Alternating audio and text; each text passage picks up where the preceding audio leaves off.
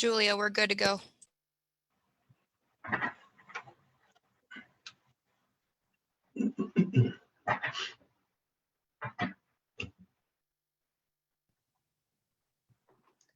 Good evening and welcome to tonight's virtual town hall on community policing today. I'm Julia Ross, community liaison for the Hopkins Police Department through Hennepin County's Joint Community Police Partnership Program, or JCPP. For those of you that have joined our community conversations on race in the past, thank you so much for your support and welcome back. If you're new to our forum, we'd like to welcome you this evening. The Hopkins Race and Equity Initiative, or HREI, is a collaborative nonprofit group comprised of members from the City of Hopkins, Gethsemane Lutheran Church, Hopkins Public Schools, and the Hopkins Police Department.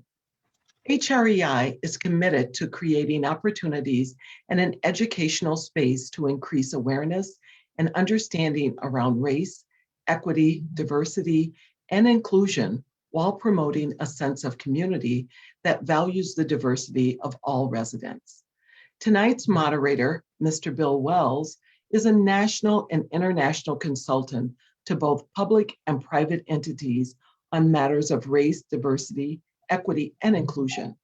Mr. Wells has been a committed consultant to HREI since 2015 and has moderated several town hall discussions on this topic. And with that very brief introduction, I'd like to turn this evening's program over to Mr. Bill Wells. Thank you so much, Julia. And great to be with you again this evening. And glad to be with everyone out there. I apologize right up front if my screen looks a little bit fuzzy. And let's just blame it on the cold Minnesota weather. My Wi-Fi has been acting up just a little bit, but that will not stop our conversation this evening. Again, I'd like to welcome everyone, and on behalf of Hopkins Race and Equity Initiative, thanks to all the good folks that I've had a chance to work with over the 5 years, and looking forward to tonight's discussion being a really meaningful and relevant discussion. We've got three rather remarkable individuals with us tonight that are serving as panelists. And I've had the chance to meet all three in different settings. We've been doing over the last couple of years some regional leadership summits, and they've been participating, representing their respective organizations. And also more recently, I've had a chance to have a one-on-one discussion with each one, and just to get to know each person a little bit better, understand a little bit about their background, and what their positioning is on policing.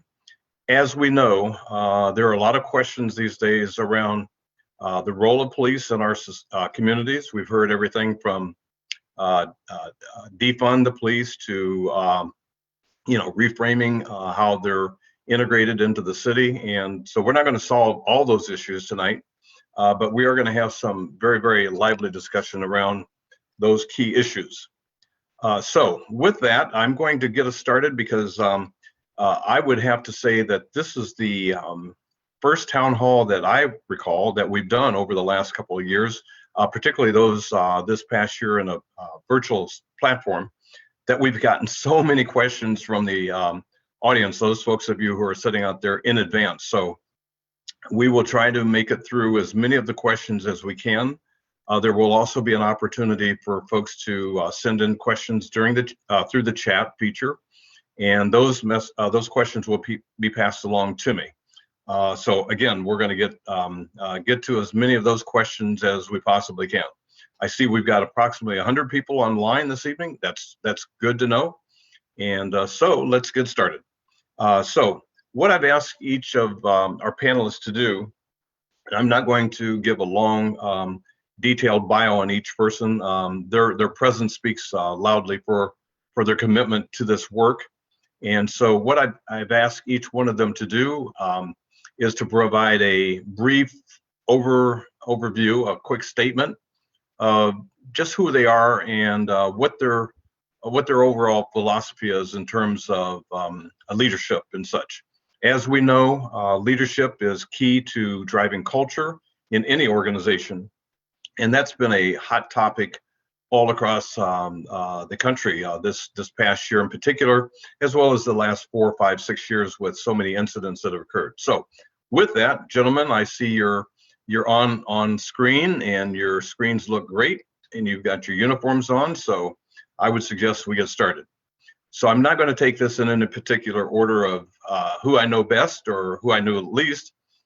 So I'm just going to mention that we've got Scott Borboom here from the Minnetonka Police Department.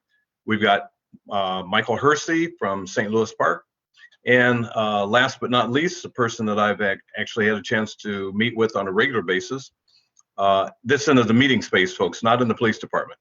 That is Brent Johnson, Chief Brent Johnson. So I'm going to ask Mike Hersey to get us started. And Mike, you and I have had a chance to chat.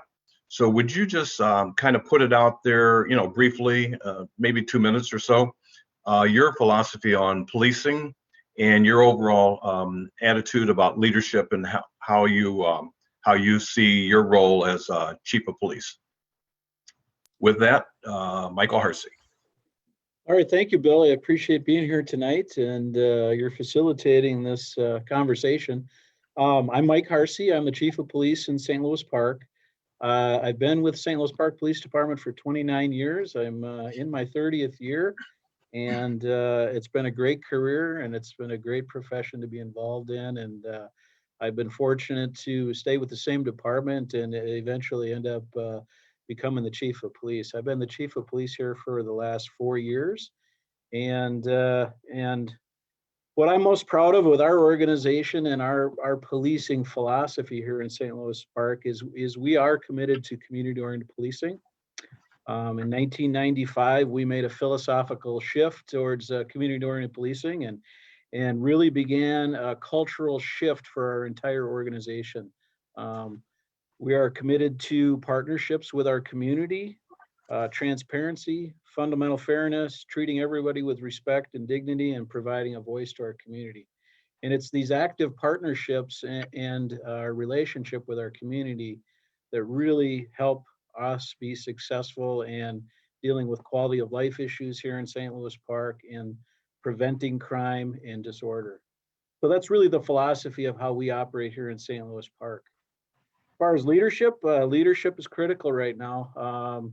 The failure of leadership is, it can be, a tremendous disaster for organizations. But when I look at leadership in our police department, I think it always starts at the top. But really, I believe it starts with every person here that we hire. So when we hire folks, we're looking for people that have sound character, strong morals, values, ethics, and when we find those kind of people that are service-minded, we can make them into cops. We can teach them the skills to become good police officers. And their leadership in that area just plays into our organization and makes us a much stronger organization. So really, everybody believes it starts at the top, but I also believe it starts with every person in the organization and hiring the right people that are service-minded and are devoted to our mission and our values. Very good, very good. Thanks, Mike. And also, Mike, Chief Mike, I should say. When you and I talked, and I don't need you to comment now, but one of the things I want to just help the audience understand too is Michael did mention that he's been with the police department for 29 years. And one of the things we discussed was watching the overall demographic shift in St. Louis Park. And so he's got a lot of perspectives on, maybe running an outer ring or a near outer ring suburban police department, but he's also, contingent. You're co-located literally almost right outside of Minneapolis. So you've seen a lot of shift in housing, just a lot of different things. So we're going to wind up finding a way to come back to that, Michael. So thanks again for your intro, and we're going to move on. Okay. So at this time, I'm going to call on Scott Borboom, who is the current chief of police for the Minnetonka Police Department. And Mike, Scott, if you're ready, why don't you give us a little overview on who you are and what you represent in your philosophy? Sure. Thank you, Bill. And thank you, HREI, for hosting this important event. As mentioned, my name is Scott Boardman. I'm the police chief here in Minnetonka. I've been a police officer for 27 years, starting next month. I'm 24 years here at Minnetonka. I worked a variety of assignments. Before coming to Minnetonka, I did have the opportunity to work in a large department.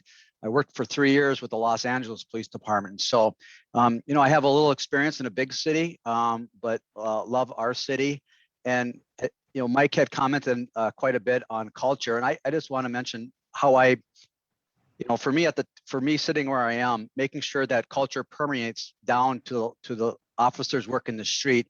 For me personally, it's making sure that I'm out with them. I train with them. We have model policy, but I think it's critical for chief law enforcement officers to participate in the training that our other officers do, whether they're the brand new officer or a seasoned officer. And I think by doing that, you can create that sense of culture to make sure, quite frankly, that we all are operating on the same page. Accountability amongst our frontline supervisors is critical. I'll tell you now that that is the most important role in a police department, are the supervisors that supervise the officers on the street. And so making sure you have the right people in the right place, the right training, and holding people accountable. As far as leadership, again, it's providing the right tools, the right training. We have a very supportive community, a very supportive council. We have good equipment, and we're always looking to improve our services. And so I'll leave it at that. Okay, well, very good. Very good. Okay. Chief Brent Johnson in Hopkins, and Brent and I first met probably, I'm thinking 4 or 5 years or so ago. And we've had the opportunity to be in the same meeting space on a monthly basis when we've had our reconvening of the steering council and the leaders within the Hopkins Race and Equity Initiative. So Brent, welcome this evening, and good to see you always. And again, same questions to you. And why don't you just give us kind of a high level about Brent Johnson as chief? Sure. Thanks, Bill. Appreciate the opportunity to be here this evening and continue our work with HREI in these great town hall forums. I really appreciate the opportunity to speak on behalf of the police department. And I also appreciate Scott and Mike being willing to join us in this discussion tonight, because policing here is, it's not jurisdictional. It's not confined to the boundaries of Hopkins. It's many of our members who work here may live in St. Louis Park and vice versa. So policing in this West Metro area is very similar, and we share very similar fundamental philosophies in policing. I can tell you, I've been with the department for over 22 years as a police officer. I've been in the chief position for almost 5 years this year. I grew up in the department. Little history fact that my father began working here in 1967 as a police officer and ended his tenure here in 1999 as the police chief. And growing up in an organization such as this, I really got to see community policing firsthand. I really got to learn what it takes to build a strong and cohesive community. And police are the most visible government entity out there, and we need to continue to strive to hire and train the best possible members of this organization and in policing today. Each of our members we hire with the same set of values that are inherent to the organization, which are ethical, dedicated, progressive problem solvers. And if they don't match that criteria, we don't hire them. Building a strong community partnership with our entire community is the core of what we do each and every day. As an organization, we specifically prioritize our resources into multicultural outreach. We have a very diverse community, crime prevention, and youth initiatives. We really need to reach out to the youth in our community and develop those mentorships, those relationships, because those are our future community members who, if we don't connect with them early on, it may not be so good for us. So Recognizing those priorities, we've also recently added a mental health social worker to our department, as has St. Louis Park and Minnetonka. This collaboration with Hennepin County has been super successful. And as I was talking to Mike and Scott recently, the last year combined in our organizations, we have served over 1,000 individuals with mental health crises. And that is getting them additional resources and things that a law enforcement organization or organizations cannot do on our own. This social worker is able to actually go out and follow up with individuals and provide them with resources through Hennepin County and other areas that we necessarily could never do. You know what this has done for us? This has allowed us to free up our time and allow them to get the resources that they need and repeat and actually help the repetitive calls to the same locations over and over. So this has been just a great program for all of our 3 organizations. Do we do it right all the time and have all the answers to all the social harms in our community? Of course not. That's why we engage in continuous conversations with all our stakeholders here to learn and listen so we can improve our organization each and every day. That is why we're here tonight, to further these open and transparent conversations. Thank you. Okay, very good. Thank you, Brent. Okay, just to kind of kick us off, just kind of a real quick framework, because again, we've got a lot of questions, so we'll dive into that. But some years ago, I don't recall exactly when, but I became aware of a platform that was called Community Policing, the 21st Century Focus. And it came out of the White House, actually. It was a part of, I believe, Barack Obama's administration. That really set forth, it was a very, very detailed report and then a very, very in-depth study. And I know each one of you have actually seen that report. And how did that help to inform you in terms of your own approach to community policing from a national perspective? And the reason I'm raising that is I believe there was an attempt to kind of set a standard, if you will, although it was not a dictate, it was addressing a standard around community policing in the 21st century. So if each of you would like to just give a real quick spin, and then we're going to jump right into the detailed questions that we have. Sure, Bill. Go ahead, Brent. Yeah. After reading the President's Task Force on 21st Century Policing, and there was many takeaways and educational opportunities that we were learning through some of these best practices that they've determined. Myself and one of my captains, we went out to the University of Illinois in Chicago, and we actually spent some time out there learning the principles of procedural justice. Mm-hmm. And procedural justice is a quite interesting philosophy on policing. It's basically where you create an internal organization where you value the members of your organization, you hire and train the best members you can possibly find. And from there, when you show that you're valuing your officers and they feel worthwhile while they're working for you, they do a much better job out in the community. So if we got to take care of our own first, so they can go out and serve better. And so after we took on these principles of procedural justice, we brought it back, and we actually had University of Illinois come out and do instruction for all of the supervisors and all of the line staff in our organizations. And I believe Scott and Mike had some officers attend that procedural justice training as well. So it was a kind of a region-wide invitation to train on procedural justice.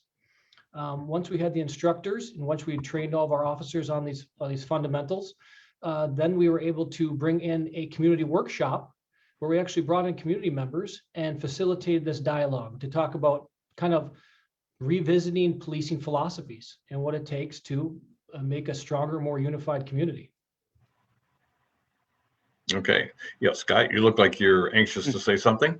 Yeah, I think part of that report that was written, there's certain principles or pillars, and if for me, from reading it, I was actually quite proud of the work that we've already have been doing, and this was an affirmation of the work that we have done in our community. But there's a couple, one Brent covered procedural justice, trust and legitimacy, officer wellness. Those are two other important principles. And for us here in Minnetonka, in 2016, we created a full-time officer. His role was community engagement, and really that was developed to focus our outreach efforts in areas where typically we weren't reaching. And so we've been doing that for 5 years. We have examples of some of the work that has been done. We have a faith leaders group that meets regularly. I participate in several different group meetings, one with the city of Plymouth and New Hope, where we have majority of the people are of the Black community. And then we have a Black men's only group that meets regularly to discuss issues regarding police and motoring, young Black men. And so we recognize that in 2016. And then wellness is another key point, is officer wellness, making sure our officers, they experience a lot of trauma, they see a lot, making sure that they're emotionally fit, physically fit to do the job that they have the responsibility to do. Got it. Okay, Michael, anything from you on this topic? I would just add for our organization, St. Louis Park, as I mentioned earlier, we really committed our organization to community-oriented policing in 1995, and we really transitioned our whole philosophy on how we policed our community. And we did so through building partnerships. And I think building trust in legitimacy is the main point of pillar one of the 21st Century Policing Initiative. And I think we were, as Scott mentioned, in a really good position when this report was released. We felt really good about what we've already accomplished, and we knew it was a part of our culture, it was an affirmation of what we've done. And then we really felt like we needed to take it to the next level. And as Brent mentioned, we really looked into procedural justice and started to really look at how that could make us better than we had been and continually improve. So the other thing I would mention also is as that report came out, we felt good about it and where we were, but also recognize that we weren't doing a very good job in the area of officer wellness. So over the past 2 years, we've initiated a number of programs here in our department. Every officer does a yearly check-in with a licensed therapist. We have a peer support work group that officers have available to them so they can get peer support. And we've done some physical fitness upgrades here in the organization, and those kind of things that really make sure that our officers are taking care of themselves, and we're taking care of them so they can serve our community better. Okay, very good, very good. So here's a question that I believe we probably should all be thinking about, because I see it coming into the chat and I've seen it in some of the different questions. Our theme for this evening is called community policing. So the questions that are coming in is, how do each of you define community policing? And then there's let's start with that, and then there are some additional add-on comments made to that. So I think, so let's set the standard. What do each of you, how do you define community policing? Okay, Mike, you go. I'll start. We define it here in St. Louis Park as building active partnerships with our community to solve quality of life issues, prevent crime and disorder, and just to build a stronger, safer community. So we really, as I mentioned early on here, we're really committed to these partnerships. We have great partnerships with all of our schools, our public schools, our private schools. We have great relationships with business. We have business coalitions that we work with, our faith-based community, also our nonprofit service organizations. We work really closely with them. We also have a police advisory commission, a multicultural advisory committee that works with the police department directly, and our HRC, and we work really closely with them. And a couple examples might be as we work with the community, we work really closely with a nonprofit called Perspectives. It's in our city as a number of buildings in our community. We work really closely with their staff, and we work closely with our commissions. We've recently involved them in all of our review of our use of force policies and in a rewrite of our use of force policy that was required to be updated. And they were involved in that, and it was a great partnership that we worked through with them. So that's the way we see it here in San Luis Park. Okay. Okay. Scott, you were, go ahead. Yeah, I was gonna, my definition is similar to what Mike said. It's really building relationships with community to solve community problems. And that's, it doesn't seem it's not as simple as that, because relationships take time to nurture and to develop trust. And I'll go back to Brent mentioned that we all have a social worker assigned to our agency, and mental health is a community problem that we have. It's not really a law enforcement problem. It's a problem that we have in society. And so by working with our social worker in Hennepin County, and we have an aftercare problem, we'll go out and provide resources and try to point families in the direction that they need to get the right resources. I'm working closely with Bishop David Johnson at Grace Apostolic on this very issue, is how do we build trust in our community? We're going to have ongoing discussions. And so while I hope we make progress, we know we want to hopefully solve the problem that we have, but these are the discussions that we need. So that's how I define it. I expect every officer and every encounter to build a relationship, to foster that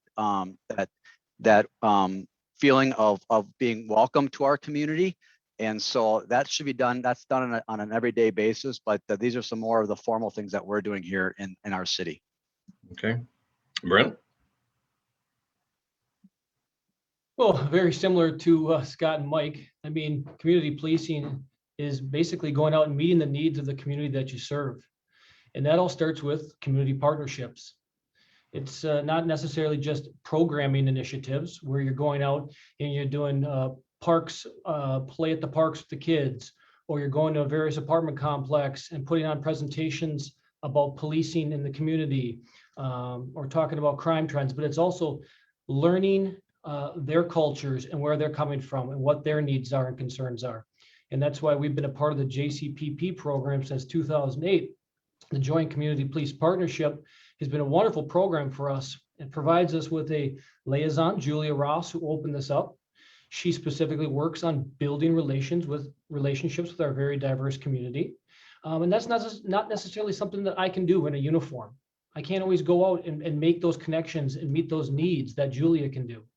Another part of the program is where we have developed a MAC community, a multicultural advisory committee, where we specifically look for people who live, work, or worship in our community and come from diverse backgrounds, who can come and sit on this board, this panel, this committee, and tell us about their needs and concerns. They can also teach us about various aspects of their culture that we do not necessarily know. They're lots of times our eyes and ears in the community and bring forward their concerns. And then at the same time, we're able to share crime trends, operational aspects of our department, why we do what we do. And it's just such a valuable component of the JCPP program. And lastly, a part of the JCPP program is it's a program where we seek out diverse candidates to represent our department. That's looking for those who would not necessarily have the means to become an officer, but would like to become an officer and come from diverse backgrounds. And what we do is we hire them on, we're looking for a certain candidate, and we provide them partial education tuition reimbursement, and we give them a part-time employment position, non-sworn, in our department, so we can ingrain them and train them in our philosophy and how to become an officer. This has really allowed us to expand our diversification of our officers, so we're more representative of the community we serve. This has been a very beneficial program for us. So there's so many different aspects to community policing, and that's just a couple of them. Got it. Okay, this is good. This is real good. Well, I think we're getting a good foundation of understanding established, and I'm going to put out there now what I'll call the elephant in the room. And we've talked about it. Scott, in particular, your experience in LA, I'm sure you had an opportunity to see it right up front. And as I recall, I believe you mentioned that you were there during the Rodney King situation, and that had to be very explosive. But here's where I'm going. Okay, and that elephant is, we all know, and you've heard, and many of us know, the perception of policing in the communities of color, particularly the Black, African American, Hispanic, Latinx communities, and possibly the Asian communities and Native communities, have never really had that great of a relationship per se. I mean, it's different. It's a different kind of relationship. I mean, I'm just going to be honest about it. It's a bifurcated relationship. White suburban communities perceive the police as their friends, and it's a different situation. So we've got a question that's come in from one of our panelists that's very similar along this line, and I'm just going to read it the way it came in and let each of you kind of marinate on this for a second, and then I'd like for us to really jump into it. And the question is, can each of you discuss the topic of trust, accountability, and legitimacy in light of the history of excessive force resulting in deaths of too many unarmed Black citizens? Trust has a negative historical past with law enforcement. What's your response to that? Okay, you're brave, Scott. Go ahead. Well, I think that's why we're here today, because we see what happens in and around the country. You open up your internet, you see it. We hear it from our community members, and for me, that I take heart at that. And I think we have good policies, we have good training. And I'll give you an example. About a year ago, I spoke with a mother of a driver who was stopped by one of our officers for a very routine traffic stop. Okay, one we do every day. And the officer had a conversation with the driver, who happened to be a 16-year-old Black male. Mom was in a car not too far away, was watching the encounter. And I took a call from the mother the next day, and when I first started talking to her, I'm thinking, well, maybe she's asking about, did my son receive a ticket, some information about the encounter. And when the mother said that, the only reason why she stopped is because she didn't want her son to be shot. And for me, knowing that we've been working on working with grassroots efforts, meeting with different groups, and to hear even last year that we had a mother that had this experience, it really kind of set me back a little bit. And so what we did is, because again, this was a very routine traffic stop, one that we do here, and I'm sure St. Louis Park and Hopkins, is how can we build trust with that mother? Her experience is not the same. The officer was polite, did everything as I would expect, but yet the mother had a different perspective. And so we actually had the mother and the son and our officer do a video presentation discussing perspective, just making sure people understand that even if we feel we're doing everything right, we say, my name is Scott Bourne with Minnetonka Police. Do you know why I stopped you? We do everything right. Reality isn't that. And so how do we move forward? And so we did the video. It's based on perspective. It just creates dialogue. And so I think that's for me is where we need to continue to work on. And so we have body cameras, we have good policies, we have excellent training. And how do we reach our community and share that information? So this is, for me, is how we do that. Again, we can make a mistake. If we do, we need to hold ourselves accountable.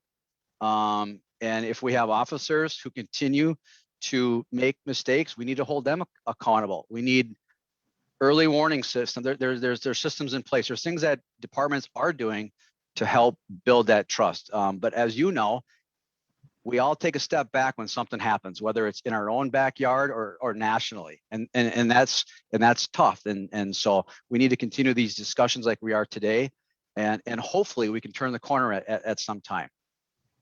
Mm-hmm. Okay, good. I'm going to let both Chief Mike and Brent also respond to that as well. And I think it's a really important question, and it's on everybody's mind. I mean, we're seeing this stuff every day in the media, and whether it's portrayed accurately or not, it's still there. It's out there, and there is history. So either Mike or Brent, either one.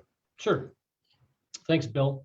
It really starts with creating an internal culture that it begins with hiring the right people. and that comes with having the right leadership in place. A leader set the tone for the organization. Okay. When you set high expectations for the people in your organization, they will rise to the expectations, even exceed those expectations. And as long as you continue to set the tone and to provide the walk the talk, talk the walk each and every day, you can really create an organization that is holding itself accountable, that is legitimate, and that is creating trust with the community. I think that's really, really important. I can't speak to all the situations that I've encountered with African Americans in police and society. I can only speak to my department and what's happened here. And our department for 40, 50 years has built itself around community policing. This has been an ingrained philosophy for as long as I can remember. As long as we continue to have an organization that has high expectations for its people and for the service that it provides, and that we're always transparent about that, I think that we will continue to be leaders in law enforcement in the West Metro. Okay, all righty. You're on, Mike. Thanks, Bill. I agree with everything that's been said, but I would add, building trust is the number one thing our officers do every day. They probably get tired of hearing me harp on them about saying, it's every contact every day. No matter what you're going on, who you're contact with, you treat them with respect and dignity. And that's how we build trust, is with every contact. So whether it's a suspect involved in a crime or just helping someone across the street, taking that time to connect with that person, treat them with respect and dignity, and provide great quality service is how we build trust. But as we all know, trust is very fragile. It can be broken and lost immediately, not just for one officer, but for an entire department. So our officers understand that, and they take care of each other. And it's not uncommon. I've heard this from other officers talking to each other, saying, if we don't treat them with respect and dignity, it could lead to a bad encounter for the next officer who has to treat this or have to deal with this person. So we look at it as a way to build trust and legitimacy in what we do. And it's fragile, and we just have to continue to move forward. And having these conversations in the public realm, privately, one-on-one with people, more organized in meetings and community meetings in a public realm like this is a great way for us to even do more of that work. So. Okay, very good. Okay, so let's face it. The research is out there. Companies talk about it every day. They talk about the value of diversity, inclusion, and equity. The business case is out there. The research is done. It's not even refutable. I mean, it is a thing. It's a real thing. So, organizations have figured out that one of the best ways to be able to address the needs of the stakeholders or the constituents is to have representation inside the organization. If you don't have that voice at the table, your lived experience sometimes just doesn't allow you to get there. Okay, and that's just a fact of life. So then the question becomes, and it's one that we have here, and it's because it's kind of a two-part question, but the first one I'll ask is, just as it's written here by one of our panelists that's come in, what are the numbers of African American and Hispanic officers in your department, and what do you expect those numbers to be in 2025? Again, the significance of 2025 and 2030 and 2040 is the census projections. And most all of us have seen it. The census projections are indicating a continuing diversification of the U.S. demographic. We may not feel it as immediate in our suburbs, but it's there. And so, so that's the question that's out there. What are the numbers? What are your plans to diversify your organizations? Yes, Brent? Sure, I'll begin. Well, first and foremost, we've been attempting to diversify our department significantly since 2008 when we began with the Joint Community Police Partnership. We've had this cadet program that specifically seeks out minority candidates that we can hire on and train them and educate them all at the same time. Now, many of those candidates have ended up being officers. We've had Hispanic officers. We've had African-American officers here. At the same time, many of the other organizations sometimes pick them up from you. They're not necessarily going to keep them. And at times, yes, they have some different skill sets that sometimes larger organizations really value, and they leave you, and it's unfortunate. At the same time, we have to look at the numbers in our organizations of retirements, attrition, things like that. Do we have the vacancies? So right now in our organization here, we don't have a single vacancy. We have 30 sworn officers. I can't even tell you when the next one would retire, at least 5, maybe 5 years from now, I hope. We've had the longest running sworn officer staff that we've ever had consistently for over the last year. So we haven't had to recruit, hire, or train in the last year. Of course, I'm always trying to seek out diverse cadets to join our organization. And right now we have a cadet who's from Liberia and he's ready to go. But unfortunately, I can't hire him. The problem being is we just don't have a vacancy. And so, yes, we're always trying to do that. But at the same time, here's what we can do, Bill. We may not be the same color or comes from the same culture or have the same understandings, but we can teach and educate our officers to be more empathetic to the needs of our communities. So that's how I see it. Okay. All right, Scott. So to your question, we have 4 and we have 57 officers. You can do the math, that's not enough. And we work hard at recruitment, and we can do a better job. And so how we try and what we're trying to do is that we have interns that come to us. We have CSOs that kind of feed our officer pool. And so we really try to get into the intern with our explorers. We have volunteer explorers that they're the younger kids who maybe want to become a cop, or we target our colleges and look for CSOs. The number one, the difficult part is the numbers. And with the way policing is today, we just did a hiring process here. We're actually doing it right now. We had 133 applicants. A few years ago, we had over 400. So the number of applicants is already small, and those that have those with the diversity are even smaller. Now we do see a lot of females, and that's encouraging.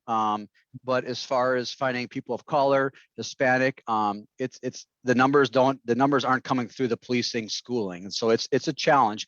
But we need to do better, because 4 is not enough for a city that has almost 12% BIPOC population. Yeah, good. I appreciate that response. Okay, Mike. My light just went out in my office. I've got a motion detector Oh. that turns my light switch off. So I went in the dark all of a sudden. Sorry. This has been one of my real tough challenges when I became chief, and I've been working really hard on it. The numbers, I'll be up front, are, like Scott said, probably not good, but I think we've done well. So June of 2020 is the last statistics that I got officially from our HR department. We have 58 sworn officers and 77 total employees, and 13% of our employees are BIPOC. I self-identify as the BIPOC community. So I think it looks pretty good for us. We can always do better. What's interesting also is when we talk about diversity, I think it's important to include women in that, and 33% of our organization is made up of women. Some of the things that we do, as Scott and Brent both talked about, I believe, and I tell our officers every year, every one of our officers are active recruiters for our department. The way they act and how they interact with the community, they become recruiters. And I expect them to be recruiting the next officers for us. So we do that through the Explorer program, our Police Explorer program, which Scott mentioned. We also have a cadet program, a CSO cadet program, similar to what Brent had mentioned. where we hire people that are on track or going to school to become police officers, and we recruit and hire those folks and bring them on board and assist them with tuition reimbursement as they go through school, and hopefully hire them as police officers when they are ready. We've had a good track record with that. One of the things that has really helped us here in St. Louis Park is we were involved with, from the onset, a program called Pathways to Policing. We partnered with the Bloomington Police Department and several other agencies to really look at a way that we could hire people from diverse backgrounds and add diversity to our organizations. So we piloted a program that is open to candidates that have a 2-year or a 4-year degree in any field. And we go through a hiring process with them. And we hire them to help them get over that hurdle of doing, they might have an interest in policing, but they can't get over that hurdle to meet the requirements here in Minnesota. So what we do is we hire them as full-time employees, provide them a full-time salary and benefits, and we provide the training. We pay for their training and as they go through that. And as soon as they become ready to be licensed, then we promote them to the position of police officer. So over the last 4 years, we've hired 6 officers in that field, and it's really helped us diversify our employees here. Okay. One question that comes up a lot, and I hear it on a national level, and it's kind of a 2-part issue as well. And Brent, you touched on it. Well, actually, each one of you, the chiefs, you've touched on it. If you don't have the knowledge, the experience, how do you get it? If you don't have those representatives on your staff. So, question that's been asked throughout the questions coming in advance, as well as some in the chat. What type of training, what type of cultural training, if you will, or unconscious bias training have you implemented in your departments? And there's a second part to that. So after we talk about the training, I want to get into kind of the hiring process and how do you sort through determining who really is a good fit, not only that can meet the physical demands of the job, the intellectual requirements and such. How do you determine on character and such? So there's another question. So let's stick with the training. What types of training, cultural training, diversity training, that you may have implemented? So Scott, you're shaking your head, so I'm just going to reach out to you and say, why don't you take it away first? Sure, I can do that. And so, first of all, in Minnesota, you a minimum qualifications, you have to have a 2-year degree. And so the schools are introducing this in a classroom setting, which is setting the foundation. I mean, that is relatively new. In addition to that, we are governed under the Minnesota Post Board, which is our licensing board. And I don't recall what year, but maybe 3-4 years ago, every 3-year licensing cycle, we are required to train our officers in several aspects regarding recognizing and valuing community diversity, culture differences, including implicit bias. We have it every year. In fact, next week, everyone in our department, not only our sworn staff, we have 2 days. We have 4 hours each day on implicit bias. So these are required for us to have our license. In addition to that, each of our cities are doing additional training for all of our staff. And so I have a whole list of it on our website. So, but we do, there is a tremendous amount of training. Now the question is, are you just checking a box? I think that's the better question for me is the training checking the box for me to get my license, or is it actually making an impact on the department? So I think that is where that not only the training, but bringing what you learn to action and to the way you interact with community members. That is where it is, because every department in Minnesota has the same training standard at a minimum. And so you can train, you can check a box, but is your culture in your department utilizing that training to make your community better? And I think that is probably the question that's more of the question I would ask is, what are you doing with that training? So for Minnetonka, go to our website. There's a whole list of recent training that all of our officers have attended. Good. Okay. Mike or Brent, either of you have a comment? Sure. Just very similar to Scott, we have conducted implicit bias training. We've done multiple cultural competency trainings. We've done trainings through the patrol online trainings. We have constitutional training that we do online. All these trainings we offer to our officers, they are requirements, and many of them are new requirements based on the post-board licensing. So every 3 years, each of our officers in all of our agencies have to meet certain requirements. In regards to different cultural competencies, all the time, we would do roll call training here, where we'll bring in someone from a different culture, whether it be India. We'd had some from Muslim communities come in and speak specifically about the culture, about the religion, how to interact. We've done numerous trainings such as that for roll call. We also bring in speakers on those specific topics. So it's ingrained in our education and our training of all our officers. Okay, all right, good. Okay, so Michael, did you have something that you wanted to say? I would just, we're doing the same things in all three of our departments, really. The one thing that I was really proud of our organization of this past year is we had some officers that led discussions in our roll calls. And they used a series of videos that are called Uncomfortable Conversations with a Black Man by Emmanuel Ocho. And they played the videos and had led conversations. And this was driven by from our officers and some of our sergeants. And they led their own conversations, and they wanted to do this, and it went really well. And I think it really was great training for them. Good. Okay. Well, the second part to that kind of a question that I posed, but it actually gets back to where you were talking a bit, Scott, and that is in terms of hiring and selection, or I should say candidate identification. You've all mentioned that it's really challenging finding, folks, particularly diverse folks, to apply, and it could be a myriad of reasons, maybe not enough opportunities to fill a role. The question that came in from one of our audience members was, in terms of mental health assessments and connecting with proper resources, it's a good step. Do you see this as a resource to be a part of your hiring priority for in your individual respective cities?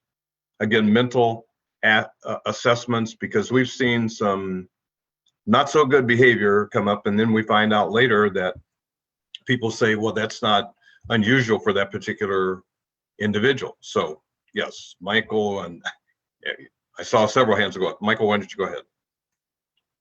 I got you, Brent. I'll start. Thanks, Mike. No, I think it's a great question. As I think Scott mentioned, all police officers in Minnesota are licensed by the Police Officer Standards and Training Board. So to be hired as a police officer, there's minimum requirements that must be met. I'll just quickly rattle them off. Help me if I miss anything, guys. Have to have at least a 2-year Associates of Arts degree.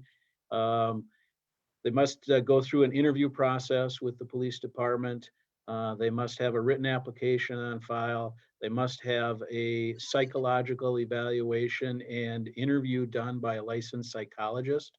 They must have a physical test of some sort done. I think those are the major ones. But I think what you're touching on is the psychological evaluation. Mm-hmm. So we use a licensed psychologist that does those evaluations, and they provide that feedback to us, and they give us valuable information that either says they're a recommend for hire or not recommend for hire, and they have to pass that in order for us to hire them as a police officer. I would just add is when we hire here in St. Louis Park, we do in-depth interviews. The first round of interviews are done with usually a couple of our line officers and a community member. We always have a community member in our first round interviews. In our second round interviews, we make sure that in both first and second, we make sure that it's a diverse candidate or a diverse panelist on there. So we try to take that into consideration as we do that hiring process. And then they have to meet those minimum standards from the post board, which includes the psychological evaluation. Okay, good, good. Brent, I believe you had your hand up. Yeah, I just everything that Mike already said and spoke on in regards to the licensing. Along with that, they do have to take a peace officer standard and training test. So they have to actually take this test through the post board, which is regulated by the post board, and make sure that they're meeting the various competencies and they've learned some of their education prior to coming onto an organization.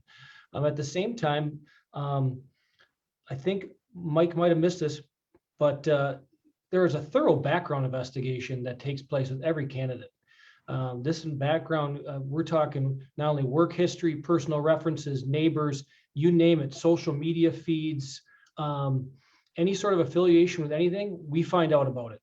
And so it's not your typical background investigation. And it actually really actually kind of excludes a lot of people at times. It really does, because when you find something that doesn't look right, that might be a disqualifier for the position, because you're looking for the best people and you really can't sacrifice your standards.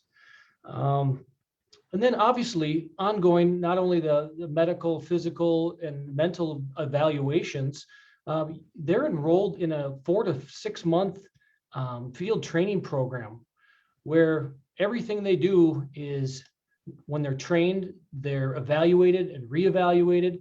There's multiple checks and balances. And then we continue to evaluate them for the next year on probation. And if any time during that process, they don't meet the criteria, they may end up not making it with your organization. And that happens actually quite often. So it's not just a one and done type thing. We really continue to evaluate our people, and it's an ongoing evaluation. I think good leaders in all these organizations are constantly evaluating their people and listening to their supervisors. You can see and check in with somebody on a daily basis how they're doing after they're involved in various types of incidents in our communities. And a good supervisor is always checking in on them and their families to make sure they're doing all right. Okay. Yes, sir, Scott. Yeah, I think I want to point out when Mike mentioned the psychological assessment. I think there are different levels, and so agencies like ours, there's a cost associated with them, and so they are expensive, but they're critical. And an example is that we may be hiring one person, and we may pass on 2 in a psychological because they just don't quite meet the requirements that we're looking for. And some agencies, and I'm not going to point fingers, but larger agencies are trying to hire more people. They're having difficult time, and so there might be different thresholds of that assessment and when somebody will be accepted or not. And so that does create a little bit of a problem for larger agencies, especially we're only hiring 1 or 2, and if you have a do not recommend, we take that as a do not recommend. We don't take that risk because that creates problems in the future. So I just wanted to point that out. The assessments they're loose. They can be loosely defined. Right. Okay. Well, that actually kind of ties in with one of the other questions that came in advance, and it has to do with use of force. And we've talked about this. And quite frankly, and Scott, you provided a really good example of not use of force in a real physical intimidating way, but there is a perception in communities of color that there tends to be a disproportionate degree of physical use of force, as it's called, than in other communities. Can each of you really address that issue? And is it just a perception, or do you see it as a very real thing? Well, if I may begin, Bill. So I understand what you're saying, the perception of a use of force and an actual use of force encounter. Every single use of force encounter that we have as an organization is tracked, every single situation. And so you can actually go on our website, you can look at our annual report, and there's a breakdown on there. And in 2020, we had 68 incidents of use of force. Now, you'd say, wow, 68, that's a lot. Well, we have 26,000 calls for service. And a use of force, maybe something simple as grabbing someone's arm and having to forcibly remove them from a vehicle. That's considered a use of force, and that has to be documented. Every single situation like that, you point a taser at someone, that's considered use of force. So every single one of those is documented. It's evaluated by their supervisor.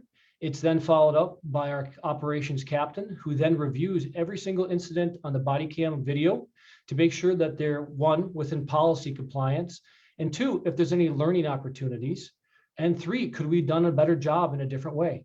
And so those specific use of force are documented. Now, I think what you're referring to is the perception of way that a situation may be handled in the context of a stop and how that may be viewed. And so I look at that, if our supervisors are doing a good job, they're checking in with their people, they're taking complaints seriously. If there is complaints, those need to be documented. Those need to be forwarded up the chain, and each and every situation needs to be evaluated. And so can we always do a better job in our customer service delivery? Of course we can. And that's why we work on critical conversations. We work on different ways to engage communities in just listening to what is concerns out there. So I don't know how to completely address that, but if your supervisors are really in touch with what's going on with your line level staff, then you should be able to mitigate some of those problems. Okay, right. Yes, sir. Scott? Yeah, I'll just add our expectation is enforcement is impartial. It's required. And I mentioned this it's a group of Black men that I meet with regularly, and this is a topic of concern. And we talk about this and how do we improve, whether it's perception or reality? And one of the ideas we talk about is we call it like a early warning system. And so, we track use of force just like the other cities do. But is it in a way where a system, whether it's technology, can track not only use of force, but absenteeism, maybe car crashes, maybe complaints? And if an agency is starting to see an officer start to go down a path, there needs to be some sort of intervention. And so that is something we are talking about in our group setting, is how do we improve that? Because we know, like I mentioned with that traffic stop, officer believed everything was correct. Mom's perception and her experience perspective is and how do we improve on that? We do police academy. We invite our community in to participate in use of force encounters. We go to the range. We do these scenarios to help kind of have these discussions like we're doing today. And so that's our approach. But again, at the end of the day, we expect our officers, their enforcement to be the same, regardless of who they're stopping and for what they're stopping the person for. Okay, sounds good. Okay, and the reason I asked that question too is, although I haven't asked it yet, but it's really tied into with this whole thing, and it's really called profiling. And we used to talk a lot about driving while Black, BWB and DWB, and that same sort of thing. And Scott, it was really a part of your video. Really, it didn't say it, but it really spoke to that issue. And had it not been for the mother being near there and for that concern, that video, that encounter may not have even manifested itself into the video that you wound up putting together. I don't know if the video is available for others to view, but it was quite instructive. I showed it to my wife, and I mean, she felt it immediately. We have 2 sons, and we gave them the talk that all Black parents give to their sons and daughters when they walk out the door, because that's just what you have to do. So anyway, okay, so I want to just move on, but I just keep in mind this whole notion around profiling. It is a very real thing, happens all the time. We can't even escape the reality. Okay, so I'm looking at other questions coming in here, and I want to make sure we get to as many as we can. Let's see, I had a question here. Here's one question too. I'd like to just throw it out there. Do you feel you have a public role to speak against injustices elsewhere versus appearing complacent? That's kind of a toughie question, but I'll read it again. Do you feel you have a public role to speak against injustices elsewhere versus appearing complacent?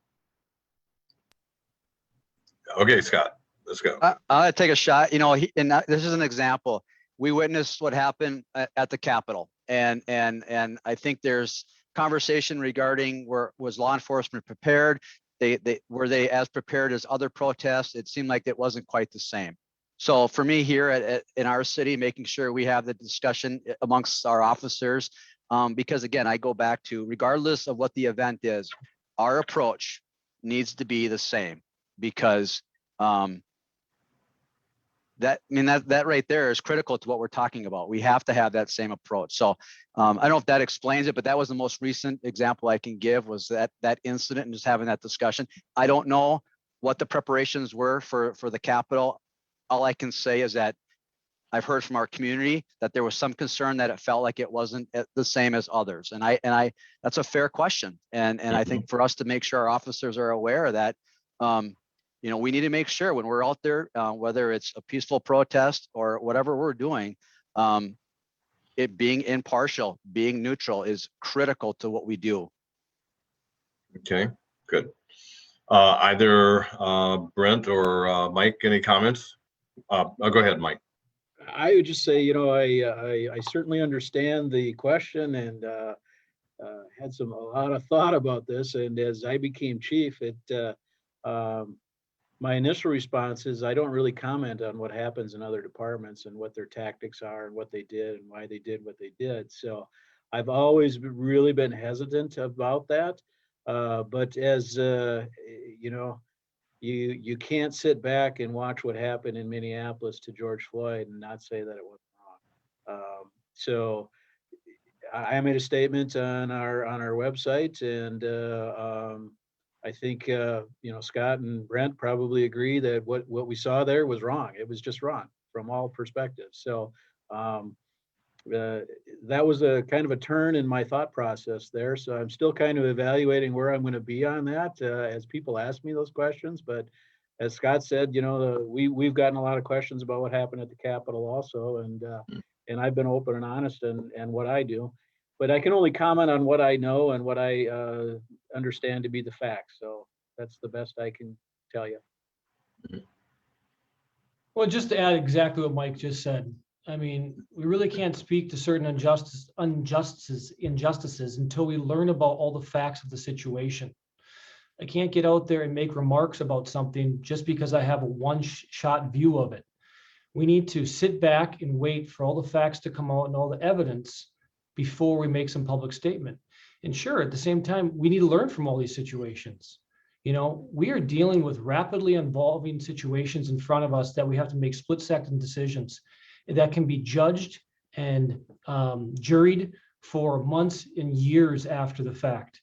And so, we got to be careful on the message that we convey to our officers. But if something is wrong, we will definitely convey it. I know all three of us will. So I just think that we need to wait until all the information comes out. Yep. And, let's be real. I mean, I believe most reasonable people believe the same thing that you do. Let's get the facts and stuff. But quite honestly, what we're dealing with now is everybody, and we've talked about this when we did our one-on-ones, everybody's walking around with a TV studio in their hands. And not only did George Floyd, that situation occur, it was taken by a child. That child goes to the church that I attend. That murder occurred not that far away.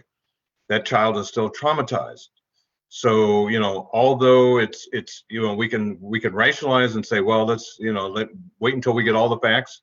Eric Garner, we saw that murder occur in New York City. There were 6 or 7 police officers on top of one individual for a non-violent crime. I mean, the man was selling cigarettes. So I guess what I'm getting at is, we can, and I think the question that came in through the chat was, what is the role of police speaking out? We do know when these things occur, who's usually at the microphone? It's usually the mayor and the chief of police. And we saw that in Baltimore, we've seen it in New York, we see it literally just about everywhere. So I think it's a relevant question. Maybe something doesn't have to be fully answered tonight, but certainly that to me would be a part of community policing. How do you get out ahead of the issues before they even happen? That's just, and that's, you can't wait. You can't always wait for the last minute. I mean, sometimes we have to be better prepared. George Floyd's situation, as is being called, went from a moment to a movement. And again, what we saw was that sparked, as you said, Mike, it created in you, and it caused you to kind of have some introspection. And quite frankly, what we saw was, from that incident, an immediate eruption worldwide. It wasn't just in Minneapolis. It was across the United States. It was all through Europe. It was everywhere. And many of the people carrying Black Lives Matter signs did not look like me. They looked more like you. So that was something that I think people saw it, and they saw the injustice, and they didn't have to wait for a trial or the facts or anything. They saw what they saw, and they expressed their revolt and their absolute disgust with it. So again, just want to make sure that we're all on the same page when we have these discussions, because a forum like today is, I think it's good for you having an opportunity to share with the folks that are the 100 or so folks that are on here. And I'm sure you're going to carry this into your ongoing work. So I appreciate your responses and such, but I also want to make sure that we deal with some of these issues that are maybe not as prevalent in your suburban areas, but they're there. And with the changes in our demographics, and in fact, who knows when it's going to happen. So, okay. Alrighty, let me look here at another question. Here's one here that says, I think it's more of a statement, and I'll just read it. There also needs to be an acknowledgement that Black skin is weaponized and politicized, and that impacts policing. I saw something else here too, like Minneapolis does the same thing in terms of what we talk about with when I mentioned just profiling. Here's the comment: armed guards are present for Black gatherings and empty space for white gatherings. That's just a reality. Those things happen. We see them all the time. And so these are just issues, not questions, but issues that hopefully this session tonight will even be as instructive for each of you as it is for our audience. So with that, I want to just turn to a moment, because there was a lot of questions about how did the situation in DC occur. I know it's out of your jurisdiction, but still it involved police, and there have been questions about whether you call it an insurrection or a riot or whatever term you want to put with it. There were police involved, and they found out later that there were individuals who were from the military and such. What is your view on how that whole thing came down? And it wasn't just these rioters, the people that came from the Boogaloo Boys or whatever group. There were other people involved in that whole thing. So how did that happen? How did the police get involved in not just trying to abate the riot, but how did they get involved with the actual proceeding? Any comments, thoughts? Yes, Brent. Sure. I mean, are you talking about the police who are defending, or the police who took part in the storm of the Capitol? Yes. Here's the question that actually came in, and thanks for. Okay, on January 6th, a group of seditionists stormed the U.S. Capitol. Since then, news outlets have indicated that 30 active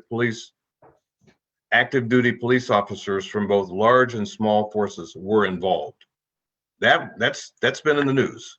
So I guess the question is, how could that possibly happen? Well, Bill, I can't speak to each individual officer's conduct. I can tell you that one thing: if they committed a crime, they will ultimately be charged, and they'll more than likely lose their jobs. There's an investigation. There's due process for each individual who was there, whether they were doctors, military personnel, police officers. It was wrong. It shouldn't have happened. And at the end of the day, people will be held accountable. And so, this may lose, some livelihood may be lost. They may go to jail. So, I can't speak, like I said, to each individual person who went there and what their intent or motivation was.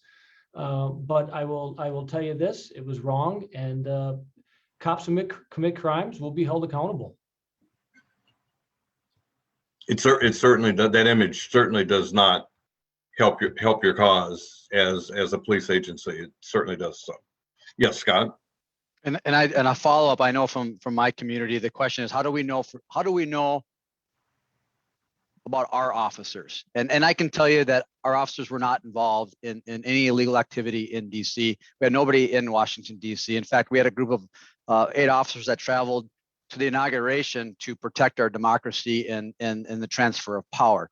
And we were very honored with St. Louis Park and Hopkins to join us. But that question, when you think about a new hire, we do a thorough background. We travel to whatever state they live in. We knock on the doors. We ask the neighbors what is this person like. We do the psychological assessment. We check their social media to make sure we don't have any ideology regarding any extreme views. So we do that on the front end, and then like for current employees, we're a department of 57. I know every officer. I know their family, and so we have a very close knit agency, and it's very unfortunate. It again, we're back in the spotlight because our officers in this country engaged in behavior. You saw it in Los Angeles within the last few days on Valentine's. These are the things that happen, and it's unacceptable. And this is why we are asked these questions, and they're very fair questions. But that's how we make sure in our community that we don't have officers that would engage in activity like what you saw on January 6th. Okay. All right, I'm doing kind of a time check here. I see we're approaching 10 minutes before the hour, and I believe we're closing shop, so to speak, at 8 o'clock. I've got a couple of more questions here. One question that I received, and it had to do with tracking race. When tickets are issued and such, do you track these encounters by race? Yes, Scott. Mm-hmm. So we were actually and I think so does Chief Johnson from Hopkins. We dispatch through Hennepin County, and through our car systems, we have the ability. Well, they're working out the details. We will have the ability to track every self-initiated contact by a police officer. So we want to collect that data. We have the ability to. They're just working out the details. So it was supposed to happen on January 1. Technology isn't working in our favor, but it is something that we at Minnetonka will be doing here as soon as the technology is worked out. Okay. Yes, Brent. Yes, we track all the statistical information in every contact and every stop. Okay. All right. I'm seeing a comment here, and again, it's a pretty raw question statement, but I think it's one that's germane to our discussion this evening. And the Philando Castile case is still fresh on my mind. We all saw what happened. It was recorded on video, and it traumatized the family. And again, these are not the typical scenes that we see of a police stop with a white couple, with a white family. I mean, there was a woman and a child in the car, and the gentleman reaches for his license or whatever, and it went totally south, and an individual's life was lost. So the question or the comment that was made here is, it's curious, is there any remorse when a death like this occurs? What happens with, I don't know. I mean, you folks work in these situations. What happens in a police department when something like this happens? I mean, this is something that did not have to happen. That man did not have to die. So, Mike, I saw you raise your hand. So, Yeah, thanks, Bill. I would just say that, yeah, police officers are very human too. We don't come to work with any thought that we're ever going to use force and we're going to be taking someone's life. We very much, understand the sanctity of life, and we're here committed to serve our communities. And and do right by people and take care of people and help people. And it is part of our job, unfortunately, sometimes that we do get involved in these situations. Um, and yeah, it's very traumatic for our officers. It's traumatic for the organization. It affects the officers' families.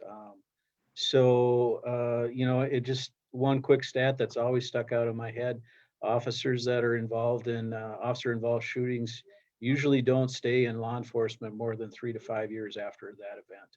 That's just too traumatic for them to continue on in the job. So it does affect our folks quite significantly, and we're just as human as everybody else, and have to deal with those same emotions. Yeah, yes, Scott. Hmm. I was going to say, I think if it's brought to our attention about a stop, regardless if it involves a shooting or not, even just a general traffic stop, we have in-car camera systems, we have body cameras, we have policies regarding responding to complaints. So, as we do here, and I'm sure my colleagues do, we take our complaints seriously. We review what we have, and we take action if we need to. So again, getting back to expectation, it has to be impartial. We have to deliver the same service regardless of who we're stopping. And if we have a complaint, we have to investigate and hold ourselves accountable. Got it. Okay. And again, a comment, and I've got it here in the multitude of questions and comments that I received ahead of time. And one of the comments made, and I'm going to have to kind of paraphrase it, not read it the way it was listed, but the situation has occurred. We've seen where there have been incidents where primarily African-American men have wound up losing their life in a situation, and officers get acquitted, despite what we've seen, despite the facts, despite the investigation. Yet and still, when in Minneapolis, a young white woman was killed, tragically killed, from an officer supposedly doing his job. He was an officer of color, and the outcome was much different. That outcome enraged communities of color. I mean, this young man lost his career. He's in prison, I believe, and serving out time. And the victim's family received a very, very significant settlement. So I just want to put it out there that your role is not an easy role. I get that, and I think everybody else knows that, and I think they respect that. But I believe that most of the folks would say too that, it's with your job comes tremendous responsibility, and everyone is searching for how do we make you more effective in your job, in your role. How do we in fact get to community policing, where in fact that's what it is, and not policing in a negative sense. So we're at 7:55, and I think we want to be respectful of everybody's time. Before we leave though, and I want to thank each one of the panelists. I feel like you're not just panelists to me. These are people that I can say your first and your last name and pronounce them properly.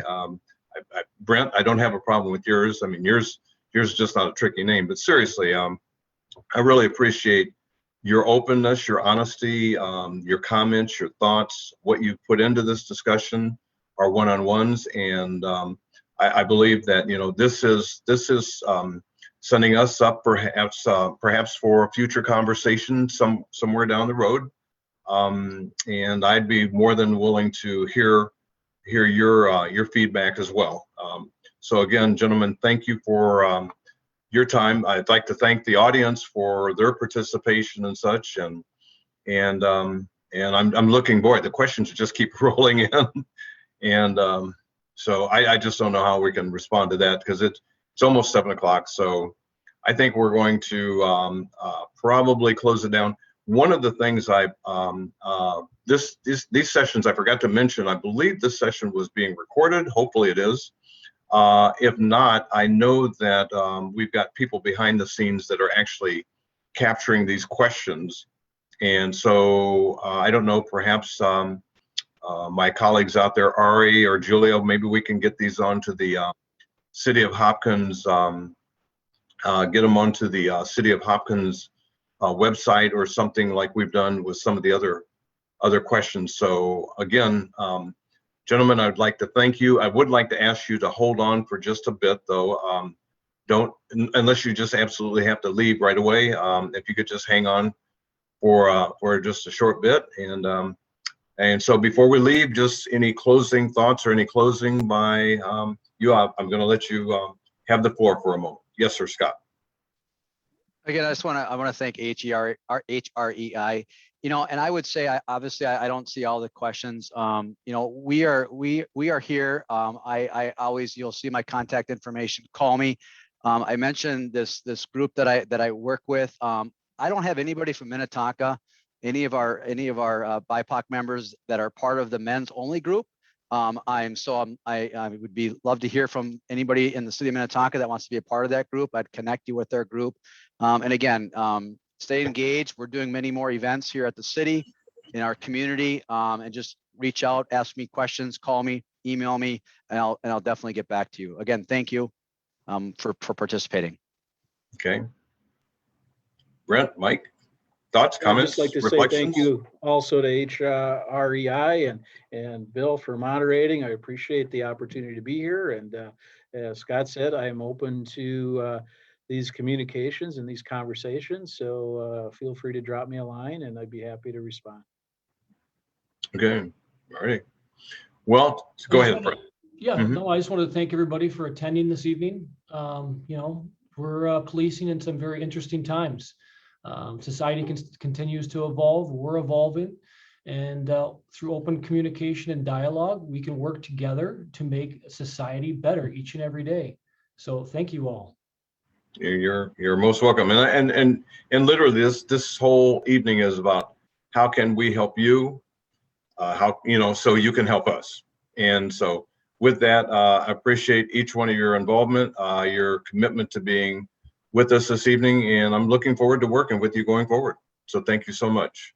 And to our audience, thank you for your patience and sticking with us throughout the evening. We're still at 100 participants, so that's really good news. I would like to be able to see people in the flesh when we've done some of our other community forums, but we've been successful in switching from an in-person to a virtual platform. And so stay tuned for additional things. At this point, I'm going to turn it back over to Julia Ross for any closing remarks. Julia? Thank you, Bill. Thank you to our panelists for taking the time this evening to really share their perspective on policing today. And Bill, again, thank you for moderating our program. Most of all, a big thank you to our audience for joining us here this evening and taking the time out of your schedule. For your convenience, we have this program. It will be available on our Facebook page as well as our website, so that if you missed it or you knew anyone that was not able to join us, it will be available for them to view at their convenience. We also have listed the email addresses for each of the panelists. So if your question didn't get answered or you want to reach out to one of our chiefs directly, please feel free to do that. If you'd like to receive updates on HREI or receive an invitation to future events, please like us on Facebook or register via email alerts through the City of Hopkins, and we've got their address listed as well. Since we are a 501c3 nonprofit, tax-deductible donations are always welcome. Again, thank you for joining us. Stay safe, and we hope to see you back at future HREI Town Hall forums. Thank you again. Good night.